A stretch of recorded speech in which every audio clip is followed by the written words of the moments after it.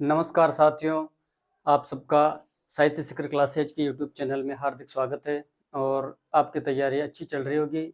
इसी आशा और मनोकामना के साथ अब अपन आज अपनी जो क्लास है, कल अपन ध्वनि का अध्ययन कर रहे थे और ध्वनि के बारे में जो आनंद वर्धन है वो और उनके जो अनुयायी रहे अभिनव गुप्त, उन दोनों ने जो ध्वनि के बारे में बताया है और जो मम्मट ने प्रकार बताए ध्वनि के, उनके बारे में अपन कल जानकारी कर चुके थे और इनसे संबंधित जो आगे की जानकारी है और ये सबसे महत्वपूर्ण जानकारी है कि आनंद वर्धन ने ध्वनि का वर्गीकरण किया है और इसी वर्गीकरण में से अधिकतर जो प्रश्न बनते हैं वो इसी वर्गीकरण में से बनते हैं और इस वर्गीकरण को मैं समझता हूँ कि आप अच्छी तरह से समझने की कोशिश करें, क्योंकि जो आनंद वर्धन है वो जो ध्वनि का वर्गीकरण करते हैं वो दो प्रकार से करते हैं। एक तो लक्षणा मूलाध्वनि और एक अभिधा मूलाध्वनि। जो लक्षण मूलाध्वनि है इसको भी दो उपभागों में बांटते हैं और जो अभिधा मूलाध्वनि है उसको भी ये दो भागों में बांटते हैं। तो जो आनंद वर्धन है वो इसको जो ध्वनि है इनकी लक्षणा मूलाध्वनि, इसको एक तो अर्थांतर संक्रमित वाच्य ध्वनि में बांटते हैं और एक पूर्ण तिरस्कृत वाच्य ध्वनि में बांटते हैं, या अत्यंत तिरस्कृत वाच्य ध्वनि उसे हम कह सकते हैं। उसके अलावा जो अभिधा मूलाध्वनि है उस अभिधा मूलाध्वनि को भी ये दो प्रकारों में बांटते हैं और वो दोनों प्रकार हैं इनके, एक तो असंलक्ष्य क्रम वाच्य ध्वनि और दूसरा है संलक्ष्य क्रम वाच्य ध्वनि। ये इसके प्रमुख चार जो प्रकार हैं, मुख्य रूप से दो प्रकारों में बांटा है, लक्षणा मूलाध्वनि और अभिधा मूलाध्वनि। और लक्षणा मूलाध्वनि को दो भागों में बांटा है और जो अभिधा मूलाध्वनि है उसको भी दो भागों में इन्होंने बांटा है। तो इस प्रकार से इनके जो फिर वर्गीकरण किए, ये वर्गीकरण मुख्य हैं और इनसे ही अधिकतर प्रश्न पूछे जाते हैं। जैसे लक्षणा मूलाध्वनि को अन्य किस नाम से जाना जाता है, तो उसे अविवक्षित तान्य परवाच्य ध्वनि कहा जाता है। फिर अभिधा मूला के बारे में पूछ लिया जाता है तो इसे विविक्षित वाच्य ध्वनि कहा जाता है। इसी प्रकार इनके जो अलग अलग भेद हैं उन भेदों के भी इसमें अलग अलग नाम मिलते हैं। जैसे अर्थांतर संक्रमित वाच्य ध्वनि है, इसके मूल में कौन सी शब्द शक्ति पाई जाती है, तो इसमें उपादान लक्षणा पाई जाती है। और जो दूसरी ध्वनि है अपने अत्यंत तिरस्कृत वाच्य ध्वनि, कि इस अत्यंत तिरस्कृत वाच्य ध्वनि में कौन से प्रकार की ध्वनि पाई जाती है, तो इसमें शब्द शक्ति पाई जाती है, वो लक्षण लक्षणा शब्द शक्ति पाई जाती है। और जो इनका जो अर्थ के आधार पर इन्होंने इस ध्वनि को अलग अलग प्रकारों में बांटा है। हालांकि आपको जो ये जो शब्द शक्तियां हैं ये थोड़ी सी अगर आपको समझनी है तो जो SL mode sir YouTube channel है मेरा, उस पर जो सेकंड ग्रेड संस्कृत शिक्षा विभाग वाली वैकेंसी है उसके लिए संपूर्ण कोर्स फास्ट रिविजन क्लासेज चल रही है 25 दिन की, तो उसमें आप इन शब्द शक्तियों को देख सकते हो कि वहां पर आपको आराम से समझ में आ जाएगी। छोटा सा वीडियो है 20-25 मिनट का, तो वहां से शब्द शक्तियों को समझ लेते। उन्हीं शब्द शक्तियों के आधार पर आपको ये जो क्या नाम से ध्वनि है, इस ध्वनि के लक्षणा मूलाध्वनि, अभिधा मूलाध्वनि, इनके जो विभिन्न प्रकार है इनमें सभी में वो शब्द शक्तियां ही काम करती है। और जैसा कि अपन कल देख चुके हैं, इनकी जो अभी ये ध्वनि सिद्धांत है इनका, वो व्यंजना शब्द शक्ति पर आधारित है और ये व्यंजना पे ही अपना पूरा ध्यान रखते हैं। तो आज अपन अध्ययन करते हैं ध्वनि सिद्धांत, और इसकी कई सारी बातें अपन कल लिख चुके थे। और ध्वनि का अर्थ इन्होंने ध्वनन के आधार पर लिया है, रस का अलंकार, गुण, इन सभी आदि को इन्होंने ध्वनि से ही उत्पन्न माना है कि ये सभी ध्वनित होते हैं। इसलिए जो काव्य की आत्मा क्या मानी है इन्होंने, ध्वनि मानी है। इसके अलावा जो इन ध्वनि के लिए कहा है कि ये आवाज ही एक आवाज को ही ध्वनि कहा जाता है। इसके अलावा जो एक पूर्व का सिद्धांत है स्फोटवाद या स्फोट सिद्धांत, स्फोट, इसका मतलब भी यही होता है। स्फोट का मतलब होता है ध्वनि, यानी अपने जो शब्द है उन शब्दों की जो आवाज निकलती है उसे क्या कहा जाता है, स्फोट कहा जाता है। जैसे अपन स्फोट को ही बोला, पहले अपने स्फोट दोनों की अलग अलग ध्वनि निकली है और दोनों में पहले अपन ने स्फो बोल दिया, उसके बाद ट बोला। स्फो का उच्चारण अपने मन में, अंतर मन में रहता है, और ट बोलने के बाद अपने जो मस्तिष्क में एक जो अर्थ की उत्पत्ति होती है, और इसी अर्थ की उत्पत्ति को जो आनंदवर्धन है वो ध्वनि कहते हैं। कि किसी भी ध्वनि की उत्पत्ति के लिए उस शब्द के पूर्व में अपन बोल चुके, जो भी पूर्व में अपन ने शब्द बोला है, उस शब्द या उस वर्ण के बाद में जो दूसरा वर्ण बोलते हैं अपन, किसी भी, जैसे मान लो अपन ने कम, ये शब्द ही ले लो आप, तो इसमें अपन ने पहले क बोला, क बोलते ही अपने जो हृदय है, अपना जो मस्तिष्क है, उसमें पूरा अर्थ तो नहीं बन पाता है, अर्थ की जो अर्थ का जो चित्र है वो बिंब नहीं बन पाता है। फिर अपन ने मैं बोला, जब मैं बोला तब तक क शांत हो चुका था और मैं की ध्वनि आनी थी, लेकिन क अपने हृदय में या अपने मस्तिष्क में उपस्थित था। दोनों को मिलाने के बाद में जो ध्वनि उत्पन्न हुई, और उस अर्थ शब्द के बाद, ध्वनि के बाद इनका अर्थ अपने मस्तिष्क में उभरता है, तो इसे क्या कहा जाता है? स्फोट कहा जाता है, यानी ध्वनि का स्फोट। इसी स्फोट के आधार पर इन्होंने जो ध्वनि सिद्धांत की चर्चा भी की है। तो अगर समझ में आपके प्रश्न आ जाए कि स्फोट किससे संबंधित है, तो स्फोट ध्वनि सिद्धांत से संबंधित है। और स्फोट का जो अर्थ है कि अपने किसी भी शब्द को अपन बोलते हैं तो उसका पूर्व भाग बोलने के बाद जो पश्च भाग है, वो पूर्व भाग अपने मस्तिष्क में रहता है, और पश्च भाग को बोलने के बाद उसके एक अर्थ की अपने मस्तिष्क में एक बिंब बनता है, और उसी बिंब को क्या कहा जाता है? ध्वनि कहा जाता है। इस प्रकार से जो ये आनंदवर्धन मानते हैं। तो आज हम सबसे पहले जो इनके वर्गीकरण है, उन वर्गीकरण को देखते हैं। स्फोट को अगर लिखना चाहो तो लिख लो आप कि स्फोट क्या है। हालांकि जो स्फोट है वो स्फोट जो अपन ने पढ़ा है, जो ध्वनि अपन पहले बोल चुके हैं, उस ध्वनि के बाद में अपन जो शब्द बोलते हैं, उस शब्द की उत्पत्ति या जो आवाज है, उसी आवाज को क्या कहा जाता है? स्फोट कहा जाता है।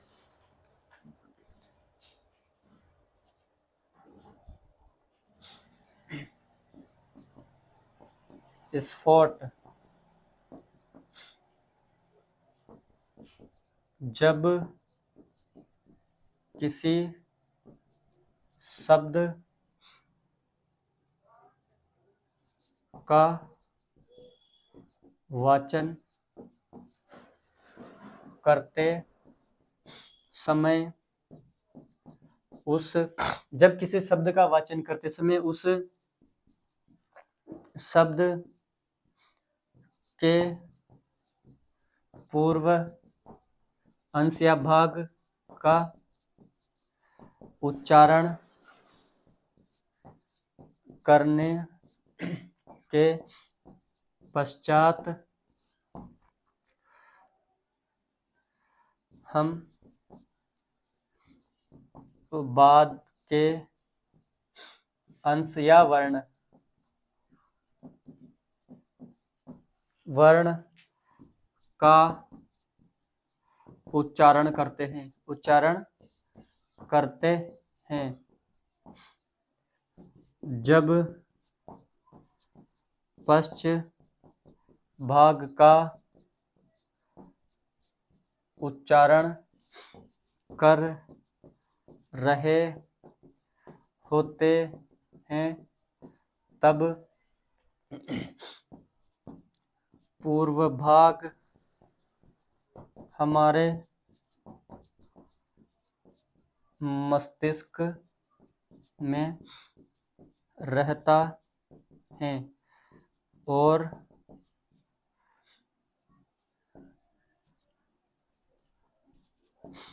शब्द पूरा होने पर ही उसका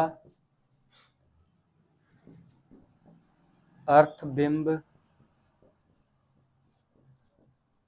हमारे मस्तिष्क में बनता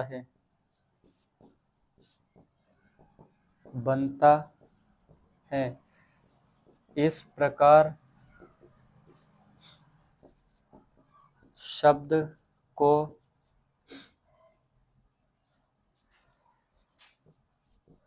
पूर्व से अंत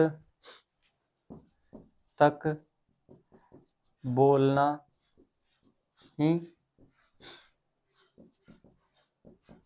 स्फोट कहलाता है। और इसे जैसे किसके माध्यम से मान सकते हैं अपन को कि जो लास्ट तक बोलते हैं अपन, जो पहले ध्वनि आई, जैसे अपन ने कम लिया है वैसे स्फोट लिया, ध्वनि लिया है, सिद्धांत लिया, सिद्धांत। जब तक अपन लास्ट शब्द में या अंतिम शब्द तक या अंतिम शब्द के अंश तक नहीं पहुंच जाते, तब तक एक उसका जो पूर्व अपन ने उच्चारण कर चुके हैं वो भी हमारे मस्तिष्क में रहता है, और उसी के आधार पर अंत में जाकर उस शब्द के अर्थ तक हम पहुंच पाते हैं। तो ये पूर्व से और अंत तक पहुंच पाना, ये क्या कहलाता है? स्फोट कहलाता है। ऐसा कौन मानते हैं? आनंदवर्धन मानते हैं। और इनके जो आज इस सिद्धांत पर आज हम सबसे महत्वपूर्ण बात करने जा रहे हैं वो है इनके जो वर्गीकरण है, ध्वनि के भेद उपभेद इन्होंने माने हैं। ध्वनि के भेदोपभेद, भेद और उपभेद। पहले तो कितने माने? मुख्य भेद दो हैं, और दो कौन कौन से? एक तो लक्षणामूला ध्वनि, एक तो कौन सी है? लक्षणामूला ध्वनि, और दूसरी है अभिधामूला ध्वनि।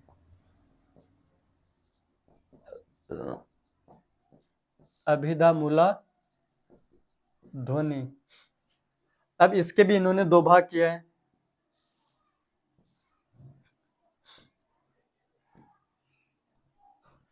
पहला भाग इसका यहीं लिख लो आप, तो इसके उपभेद, किसके? जो लक्षणामूला ध्वनि, इसके उपभेद। एक तो है अर्थांतर संक्रमित वाच्य ध्वनि, और इसके मूल में कौन सी लक्षणा होती है? अपन ने पहले देखा है, इसके मूल में उपादान लक्षणा होती है। इसके मूल में उपादान लक्षणा होती है। अब दूसरी है पूर्ण तिरस्कृत वाच्य ध्वनि। यहाँ पर ये अपने जो वाच्यार्थ है या मुख्यार्थ है उस अर्थ का पूर्णतः जो तिरस्कृत कर देती है, यानी वो उसमें बिल्कुल भी नहीं रहता है। तो इनके लिए आप जो पूर्ण तिरस्कृत है, उपादान लक्षणा क्या होती है, लक्षण लक्षणा क्या होती है, इनके बारे में अगर आपको थोड़ी सी भी हेल्प चाहिए तो आप वहां से ले सकते हो। दूसरी आ रही है अपने यानी SL mode sir YouTube channel है, उस पर आप जो मैं सेकंड ग्रेड संस्कृत वालों को, संस्कृत शिक्षा विभाग वाली है उसको पढ़ा रहा हूँ, तो वहां से ले सकते हैं। अब दूसरा आती है अपने पूर्ण तिरस्कृत वाच्य ध्वनि, और इसके मूल में कौन सी होती है? लक्षण लक्षणा होती है। लक्षण लक्षणा शब्द शक्ति होती है। ये उपादान लक्षणा ये भी शब्द शक्ति है, और लक्षण लक्षणा ये भी शब्द शक्ति है। इसके अलावा जो अभिधामूला इन्होंने लिखी है उनके लिए क्या आता है? इनके जो इसके भी दो भाग है, इसके भी दो भाग हैं। उपभाग लिख लो। असंलक्ष्य क्रम, असंलक्ष्य क्रम ध्वनि, और इसकी है दूसरी है संलक्ष्य क्रम ध्वनि।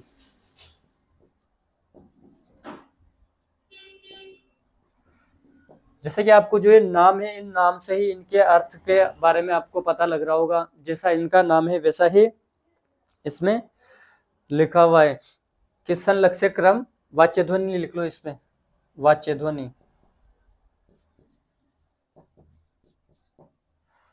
ये भी संलक्ष्य क्रम वाच्य ध्वनि कि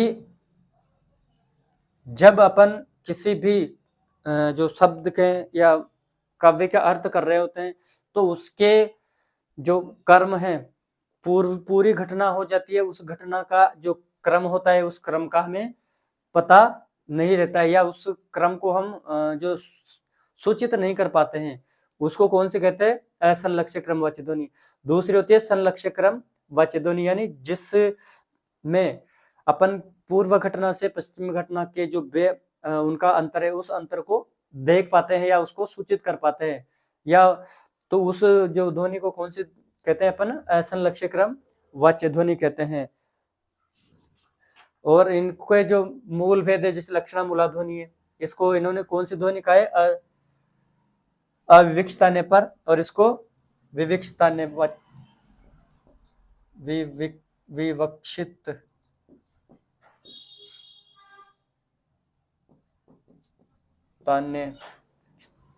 विवक्षिताने पर वाच्य ध्वनि। और इसका लिखा है इन्होंने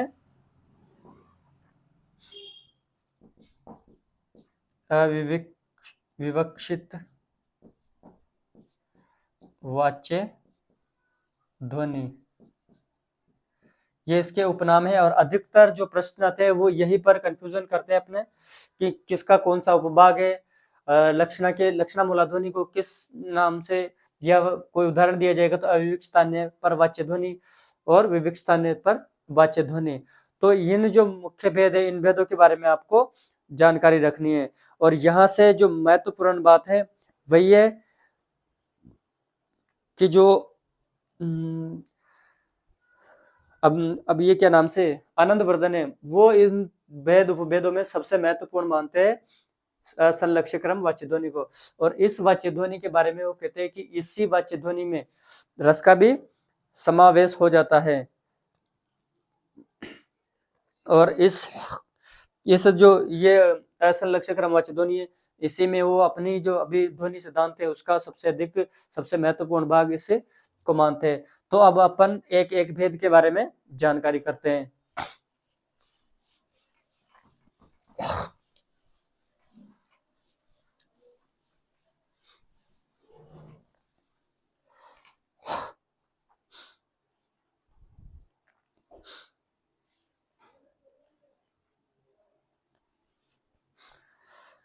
पहले देखिए अपने लक्षणा मूला ध्वनि। अपन ने जो शब्द शक्तियां पढ़ी है, अभिधा, लक्षणा और व्यंजना, वो तीनों शब्द शक्तियां आपके इस टॉपिक में सबसे महत्वपूर्ण होने वाली है। और आप मेरी एक रिक्वेस्ट पर उसको वहां पर जाकर देख सकते हैं। SL मोड सर, SL इस YouTube चैनल पर वो जो शब्द शक्तियों की क्लासेज हैं उनको देख सकते हैं, गुण और शब्द शक्तियां, तो वही आपके यहाँ समझ में आएगी। तो अपन ने देखा था कि जब मुख्यार्थ बाधित हो जाता है किसी भी शब्द का या वाक्य का, जब मुख्यार्थ बाधित हो जाता है तो अपन उसके लक्षणों के आधार पर, परिस्थिति के आधार पर, जो साम्यता के आधार पर, अनेक अर्थों के आधार पर अपन जो अन्य अर्थ लेते हैं उसे लक्षणा शब्द शक्ति कहते हैं। और लक्षणा मूला की जो ध्वनि है, इसमें क्या होता है, जो मुख्यार्थ होता है वो बाधित होने पर जो व्यंग्यार्थ है उससे पहले का अर्थ लिया जाता है, उसे कौन सी ध्वनि कहेंगे अपन? लक्षणा मूला ध्वनि कहेंगे। बिल्कुल ये सेम वैसा का वैसे ही है जैसा अपन शब्द शक्तियों में अध्ययन करते हैं। तो इसमें क्या कहेंगे अपन? जहां पर व्यंजना से पूर्व लक्षणा का बोध या अस्तित्व हो। व्यंजना तक नहीं पहुंच पाती है, उससे पहले ही जो अर्थ है उसको हम जो लक्षणा शब्द शक्ति होती है,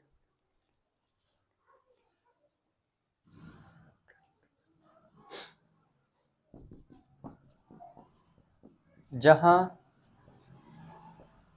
मुख्यार्थ बोध के पश्चात, जब मुख्य अर्थ में बाधा उत्पन्न हो जाती है और मुख्य अर्थ का अपन बोध नहीं कर पाते हैं, उसके पश्चात जब अन्य अर्थ की प्रतीति होती है अपने को, और वो अन्य अर्थ लक्षणामूला होगा या व्यंजनामूला होगा। तो जहां मुख्यार्थ बोध के पश्चात व्यंग्यार्थ या अन्यार्थ, अपन यहाँ पर जो ध्वनि सिद्धांत पढ़ रहे थे उसमें जो आनंदवर्धन है उन्होंने व्यंजना को ही सबसे अधिक महत्व दिया है, तो हम इसे अन्य अर्थ के बजाय क्या पढ़ेंगे, व्यंग्यार्थ, कि जहां मुख्यार्थ बोध के पश्चात व्यंग्यार्थ की प्रतीति हो वहां पर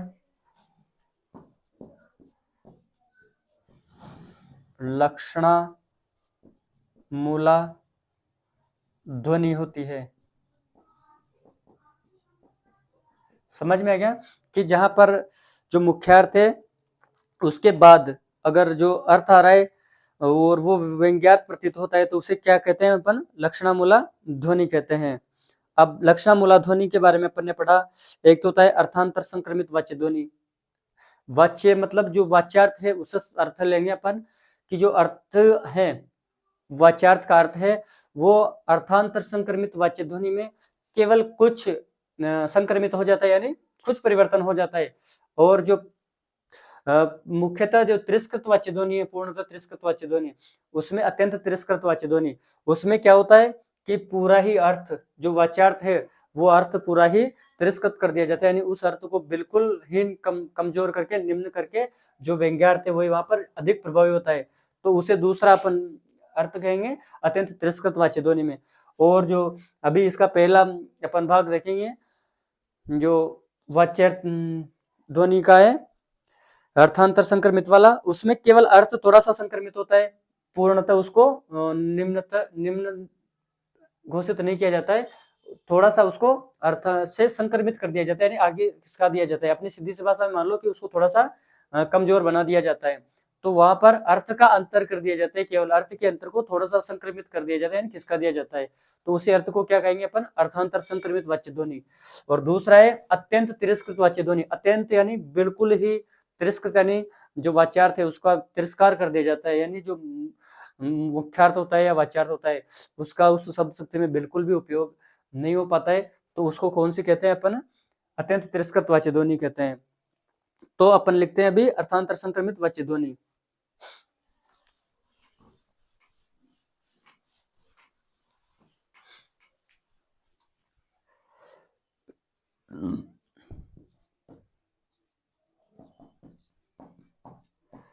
अर्थांतर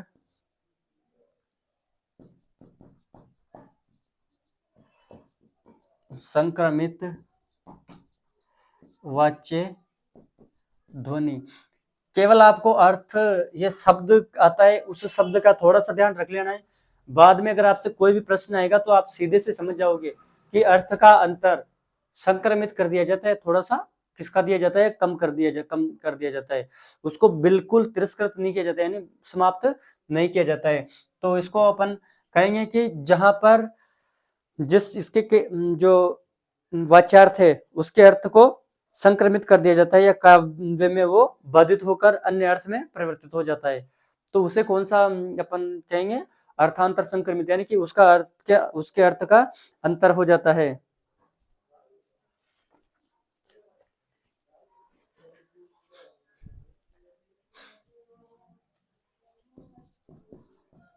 जहां पर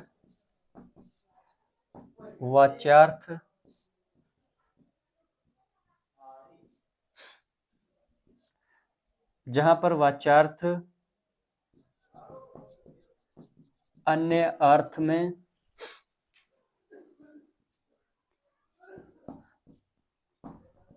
में परिवर्तित हो जाता है, यानी दूसरे अर्थ में संक्रमित हो जाता है, यानी परिवर्तित हो जाता है, दूसरे अर्थ में संक्रमित हो जाता है, यानी बदल जाता है, कि जहां पर वाच्यार्थ है वो अन्य अर्थ में संक्रमित हो जाता है या वहां पर बदल जाता है। या काव्य में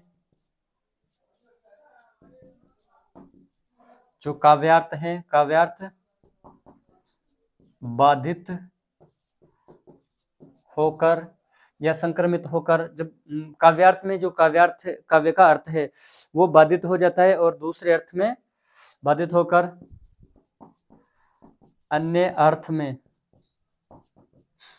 संक्रमित हो जाता है या परिवर्तित हो जाता है, अन्य अर्थ में संक्रमित या परिवर्तित हो जाता है, तो उसे अर्थांतर संक्रमित वाच्य ध्वनि कहते हैं।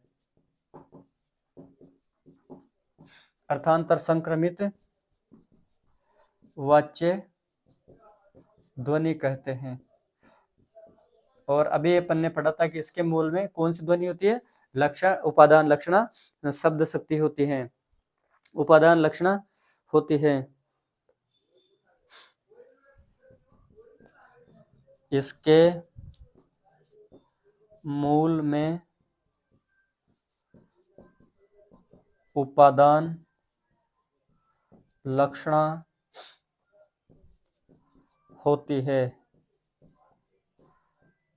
और अभी अपन ने देखा है कि इसका जो अर्थ है वो अपना मूल अर्थ है, उस अर्थ को केवल थोड़ा सा संक्रमित कर रही है, दूसरे अर्थ में बदल रही है या कमजोर कर रही है, पूर्णतः त्याग नहीं रही है।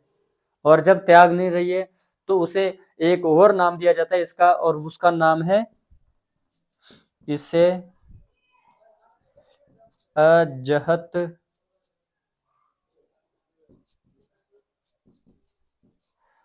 अजहत्व स्वार्थ भी कहते हैं।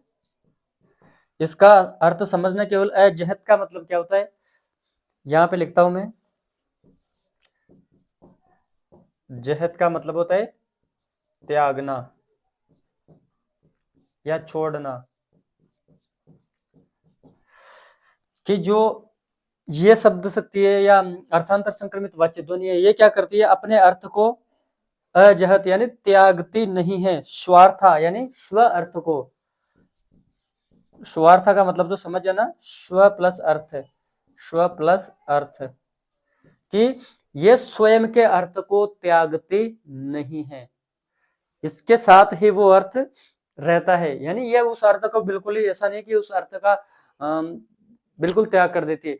जैसे अपन ने किसी भी जो शब्द शक्ति के उदाहरण में पढ़ते हैं अपन, जो उपादान लक्षण है उसमें क्या होता है, जैसे अपन ने देखा कि सारा घर तमाशा देखने गया है, सारा घर मेले में गया है, तो सारा घर मेले में गया है, इसका मतलब सारे घर के लोग, यहां लिखो, सारा घर मेले में गया, यानी सारे घर के लोग, यानी ये जो घर शब्द है ये अपन दूसरा अर्थ ले रहे हैं, उसमें भी आ रहा है। जो व्यंजना तो हो रही है यहाँ पर कि सारा घर यानी सारे घर के लोग, यहाँ पर जो अर्थ है इसका उसको भी ये अपने में शामिल रख रहा है। तो इस प्रकार से अपन देखते हैं कि जो ये अर्थांतर संक्रमित वाच्य ध्वनि है, इसका ये इन्होंने विवेचन किया है कि ये अपने अर्थ को केवल संक्रमित करती है, इतना सा आपको याद रखना है। इसके बाद में जो दूसरा भेद आता है वो आता है अत्यंत तिरस्कृत वाच्य ध्वनि। और अत्यंत तिरस्कृत वाच्य ध्वनि का मतलब आपको पता ही है कि ये पूर्णतः अपने अर्थ का तिरस्कार कर देती है। तिरस्कार कर देना यानी छोड़ देना।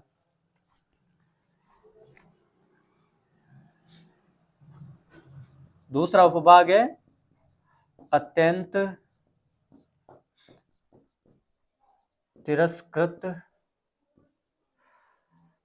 वाच्य ध्वनि।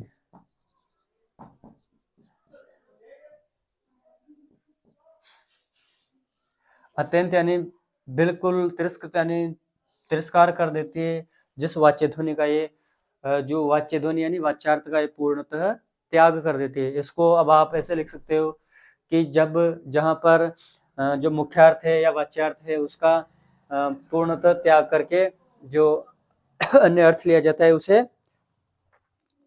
क्या कहा जाता है, अत्यंत तिरस्कृत वाच्य ध्वनि कहते हैं।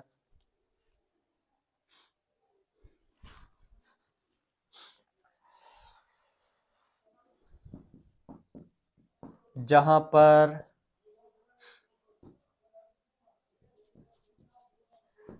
मुख्यार्थ या वाच्यार्थ का पूर्णतः त्याग कर दिया जाता है। जहां पर मुख्यार्थ या वाच्यार्थ का पूर्णतः त्याग कर दिया जाता है, उसका कोई भी अर्थ या जो शब्दार्थ है या मुख्यार्थ है या वाच्यार्थ है, अभिधेयार्थ है, वो सारे एक ही नाम है, उनका पूर्णतः त्याग कर दिया जाता है कि वो जो बाद वाला अपन व्यंग्यार्थ ले रहे हैं उस व्यंग्यार्थ में उनकी कहीं भी कोई अस्तित्व नहीं होता है। तो जहां पर मुख्यार्थ या वाच्यार्थ का पूर्णतः के अस्तित्व का लिख लो, इसमें अभिधेयार्थ या वाच्यार्थ लिख लो, इसमें वाच्यार्थ को पूर्णतः तिरस्कृत कर दिया जाता है कि इसमें क्या होता है, जो वाच्यार्थ है उसका पूर्णतः तिरस्कार कर दिया जाता है। और इसके जो मूल में कौन सी लक्षणा होती है, आपने देखा है भी, लक्षणा। इसके मूल में लक्षणा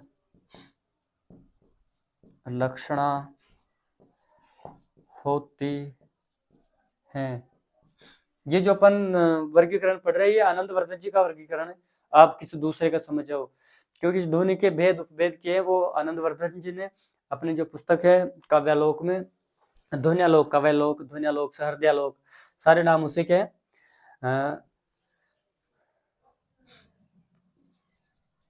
ध्वन्यालोक, काव्यालोक, सहृदयालोक, काव्यालोक, एक ही किताब के नाम है ये, या सहृदयालोक। इसमें इन्होंने इसका जो वर्गीकरण किया है वो यहाँ पर लिखा है। तो इसके मूल में कौन सी लक्षणा होती है, लक्षणा होती है। एक अपन ने देखा कि ये जो इसका अर्थ है उसको पूर्णतः त्याग रही है, उसका तिरस्कार कर रही है। अब जब तिरस्कार कर रही है तो सीधा सा आप अर्थ लगा सकते हो कि अपन ने यहाँ लिखा था जहत का मतलब त्यागना, तो इसे हम कौन सी शब्द शक्ति कहेंगे, इसे हम जहत स्वार्था, जहत यानी त्यागने वाली, स्वार्थ यानी खुद का अर्थ, जहत स्वार्था भी कहते हैं। जो ये शब्द है, इस पूरे टॉपिक में जो सारा खेल है वो शब्दों का खेल है। इन शब्दों को आप अच्छी तरह से समझ लेना। शब्दों का अर्थ अगर आपको आ गया तो आपको जो अवधारणात्मक सवाल आएंगे, अवधारणात्मक प्रश्न आएंगे, उन प्रश्नों को आप बहुत आसान तरीके से कर लोगे, क्योंकि इसमें जो सबसे महत्वपूर्ण बात होती है वो इन शब्दों का अर्थ समझने की होती है, इन शब्दों के बारे में जानने की होती है। तो अब आप वहां जाके परेशान हो जाओ, जहत स्वार्था क्या होता है, जहत स्वार्था क्या होती है, अत्यंत तिरस्कृत क्या होता है, और जो अपन ने पढ़ाई विविक्षतान्य पर क्या होता है, अविविक्षतान्य पर क्या होता है। तो ये दो चीजें आपको ध्यान रखिए, जैसे लक्षणा मूलाध्वनि है तो अविविक्षतान्य पर, अभिधा मूलाध्वनि है तो वो विविक्षतान्य पर वाच्य ध्वनि होती है। वो आपको अच्छी तरह से याद रखने हैं, उनको किस प्रकार आप कोरिलेट करते हो वो आपको कर लेना है, जिस प्रकार भी आप कर पाओ कि अभिधा मूला, हाँ इसको अपन अगर चाहे तो वैसे लिख सकते हैं जैसे अभिधा मूला, और एक है लक्षणा मूला। मुख्य भेद तो यही है। तो इससे तो इन्होंने लिखा है विविक्षित तान्य पर, विविक्षित तान्य पर, और इसको अविविक्षित। तो इसका आपको थोड़ा सा ध्यान ये रखना है कि जहां पर इधर आ रहा है तो वहां नहीं आएगा, इधर भी आ रहा है जहां पर नहीं आएगा। ये थोड़ा सा आप अपने दिमाग में सेट कर लेना कि अभिधा जहां पर आएगी वहां पर नहीं आएगा, तो यहाँ विविक्षित आ जाएगा। जहां पर लग रहा है पहले से वहां पर लक्षणा मूला है तो वो लक्षणा मूला में लग जाएगा। ये आपके लिए सबसे बेस्ट तरीका हो सकता है मेरे हिसाब से। फिर भी अगर आपको इससे उचित तरीके से आप कैसे भी इसको कोरिलेट करते हो तो वो कर सकते हो, लेकिन इनको आपको अच्छी तरह से याद रखना ही है कि लक्षणा मूलाध्वनि विविक्त स्थान पर होती है, अविविक्त वाच्य ध्वनि होती है। उसी प्रकार अपने जो इसके दो भेद पड़े, अर्थांतर संक्रमित वाच्य ध्वनि के अर्थ का अंतर, यानी अर्थ को थोड़ा सा कमजोर कर दिया जाता है, दूसरे अर्थ में परिवर्तित कर दिया जाता है, तो वो अर्थांतर संक्रमित वाच्य ध्वनि होती है। और ये है जो अत्यंत तिरस्कृत वाच्य ध्वनि है। ये दोनों अपन ने आज जो भेद पढ़े लक्षणा मूलाध्वनि के। अब अपन जो दोनों भेद पढ़ने के बाद अपन थोड़ा सा इस बारे में जान चुके कि जो जहत स्वार्थ है वो अर्थ को त्याग देती है, अजहत स्वार्थ है वो अर्थ को नहीं त्यागती है, और जो अर्थ को त्याग देती है वो लक्षण लक्षणा होती है। और लक्षण लक्षणा या उपादान लक्षणा, ये जो भी लक्षणा के भेद हैं सारे, जैसे अभिधा हैं, लक्षणाएं और व्यंजनाएं, तीनों शब्द शक्तियों को बहुत अच्छी प्रकार से उन वीडियो में समझाया गया है, वहां पर देख सकते हैं। उसके अलावा जब अपन आगे बढ़ते हैं तो इसमें है कि इसके अर्थ में कहीं पर भी जो वाक्यार्थ है उसका मेल नहीं होता है। जैसे अपन यहाँ लिखा रमेश तो गधा है, ये एक क्या नाम से अपन बोलते हैं कि ये व्यंजना शब्द शक्ति है, और व्यंजना पे अपना ध्वनि सिद्धांत चल रहा है। रमेश तो गधा है। अब अगर इसका अपन व्यंग्यार्थ लिखेंगे तो यहाँ पर क्या लिखेंगे, रमेश तो मूर्ख है। पहला उदाहरण देखा था आपने कि सारा घर तमाशा देखने गया है, मेला देखने गया है, घूमने गया है, तो उसमें आई था सारे घर के लोग, घर के सारे लोग, कुछ भी लिखो आप, तो वहां पर घर जो अर्थ था वो था, वहां पर केवल जो शब्द था वो उसमें समाहित था, उसका थोड़ा सा अर्थ चेंज हुआ था।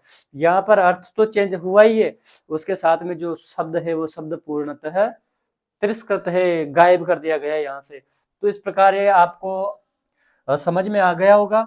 और ये जो अपन ने पढ़ी है लक्षणा मूलाध्वनि